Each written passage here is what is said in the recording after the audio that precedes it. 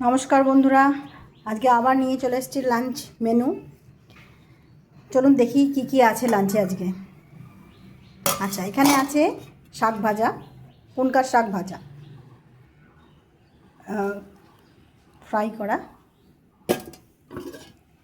এখানে আছে বাচ্চাদের জন্য খিচুড়ি।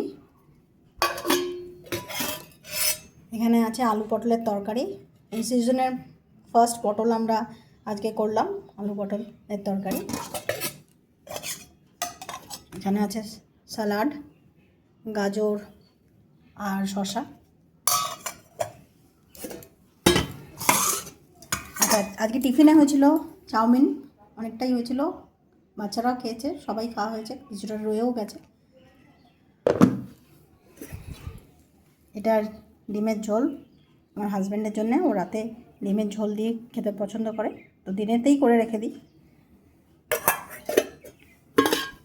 আর এখানে রয়েছে রুই, না এটা কাতলা মাছ, নদীর কাতলা মাছ, সাইজটা একটু ছোট, তো সেই মাছের আলু দিয়ে ঝোল। আর এখানে রয়েছে ভাত। তো আজকে এই পর্যন্তই, কালকে আবার নিয়ে আসছি লাঞ্চ মেনু। নমস্কার।